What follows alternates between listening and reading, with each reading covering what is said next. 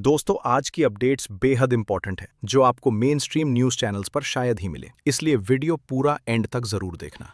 दोस्तों, जब दुनिया यूनिपोलर से मल्टीपोलर की ओर बढ़ रही हो, जब ग्लोबल साउथ अपनी आवाज तेज कर रहा हो, तब एक मंच धीरे धीरे ग्लोबल पावर बैलेंस को बदल रहा है। और आज उस मंच के 20 साल पूरे हो गए हैं। हम बात कर रहे हैं ब्रिक्स की। लेकिन इस बार सिर्फ सालगिरह नहीं है, क्योंकि 2026 में ब्रिक्स की कमान भारत के हाथ में है और इसी मौके पर भारत ने दुनिया को एक बड़ा संदेश दिया है। विदेश मंत्री एस जयशंकर ने नई दिल्ली में ब्रिक्स के 20 वर्ष पूरे होने पर इसे इंटरनेशनल कोऑपरेशन का वैल्यूएबल फोरम बताया। उन्होंने ब्रिक्स 2026 शेरपाज और कंट्री रिप्रेजेंटेटिव से बातचीत करते हुए भारत की प्राथमिकताएं रखीं। ब्रिक्स की शुरुआत 2006 में ब्रिक के रूप में हुई थी और 2010 में साउथ अफ्रीका के जुड़ने के बाद ये ब्रिक्स बन गया। आज इस समूह में Brazil, Russia, India, China, south Africa के साथ Egypt, Ethiopia, Iran, Saudi Arabia और यूएई भी शामिल है।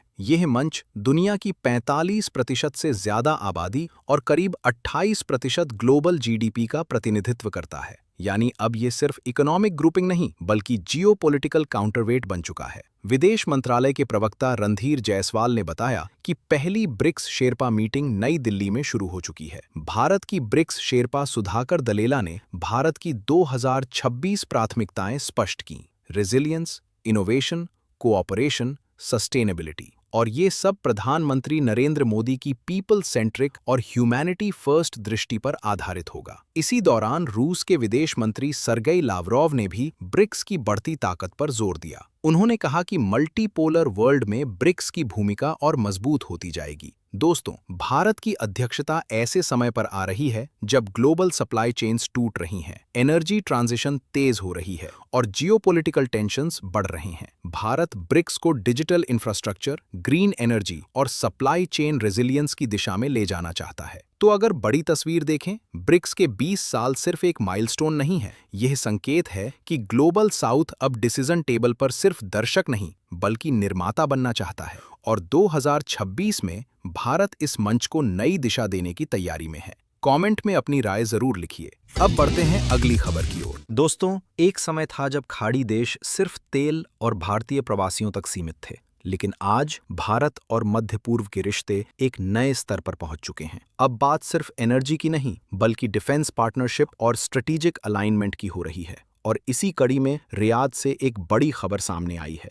दरअसल रियाद में आयोजित वर्ल्ड डिफेंस शो 2026 के दौरान संजय सेठ ने सऊदी अरब के सहायक रक्षा मंत्री खालिद बिन हुसैन अल बियारी से मुलाकात की। ये बैठक सिर्फ औपचारिक नहीं थी, बल्कि दोनों देशों के बीच डिफेंस कोऑपरेशन को और मजबूत करने पर केंद्रित थी। भारत के दूतावास ने एक्स पर जानकारी देते हुए कहा कि इस मुलाकात में स्ट्रेटेजिक पार्टनरशिप को और गहरा करने और तीनों सेनाओं के स्तर पर एंगेजमेंट बढ़ाने पर चर्चा हुई। वर्ल्ड डिफेंस शो एक ऐसा मंच है जहां मिलिट्री टेक्नोलॉजी, जॉइंट वेंचर्स और ग्लोबल डिफेंस कोलैबोरेशंस पर चर्चा होती है। ऐसे मंच पर भारत की सक्रिय मौजूदगी यह दिखाती है कि नई दिल्ली अब गल्फ रीजन को सिर्फ इकोनॉमिक पार्टनर नहीं, बल्कि सिक्योरिटी पार्टनर के रूप में देख रही है। यह घटनाक्रम उस समय आया है जब भारत खाड़ी देशों के साथ मल्टी लेयर्ड डिप्लोमेसी चला रहा है। हाल ही में भारत ने अबू धाबी डायलॉग में भाग लिया, जहां माइग्रेशन और वर्कर वेलफेयर मुख्य मुद्दे रहे।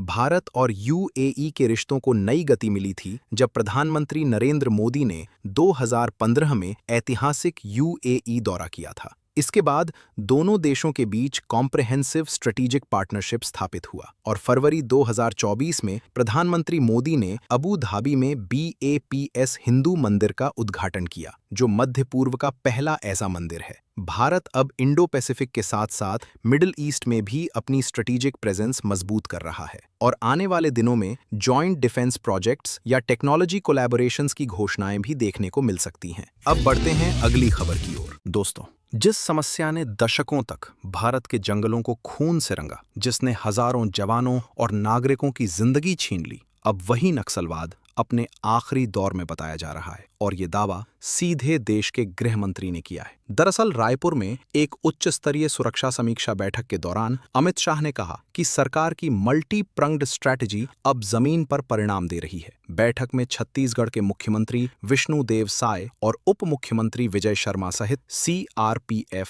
बीएसएफ, आईटीबीपी और एनआईए के वरिष्ठ अधिकारी भी मौजूद थे। यानी राज्य और केंद्र दोनों एकजुट होकर अंतिम चरण की तैयारी में हैं। दोस्तों, इस अभियान का केंद्र है बस्तर। बस्तर क्षेत्र सालों तक माओवादियों का गढ़ रहा, लेकिन अब लगातार ऑपरेशन के बाद उनका प्रभाव सिमटता जा रहा है। सरकारी आंकड़ों के मुताबिक जनवरी 2024 से अब तक छत्तीसगढ़ में 500 से ज्यादा नक्सली मारे गए, करीब 1900 गिरफ्तार हुए और 2500 से ज्यादा ने हथियार डालकर आत्मसमर्पण किया। इनमें सीपीआई माओवादी के शीर्ष नेता नंबला केशव राव का नाम भी शामिल है। ये संगठन के लिए बड़ा झटका माना जा रहा है। अमित शाह ने कहा कि आज एलडब्ल्यूई से प्रभावित जिले 2010 के 126 से घटकर सिर्फ 38 रह गए हैं और हिंसक घटनाओं में 70% से ज्यादा की गिरावट आई है। दोस्तों, सरकार का दावा है कि अब नक्सलवाद सिर्फ जंगलों तक सीमित और कमजोर स्थिति में है। सड़कें, मोबाइल टावर, स्कूल और विकास योजनाएं उनके नेटवर्क को तोड़ रही हैं। तो अगर बड़ी तस्वीर देखें, ये सिर्फ सिक्योरिटी ऑपरेशन नहीं है, ये डेवलपमेंट, इंटेलिजेंस, प्रेशर का कंबाइंड मॉडल है। और अगर 31 मार्च तक सरकार अपना लक्ष्य हासिल कर लेती है, तो ये भारत की आंतरिक सुरक्षा के लिए ऐतिहासिक जीत होगी। कमेंट में अपनी राय जरूर लिखिए। वीडियो पसंद आई हो तो लाइक करें, शेयर करें और चैनल को सब्सक्राइब करना ना भूलें।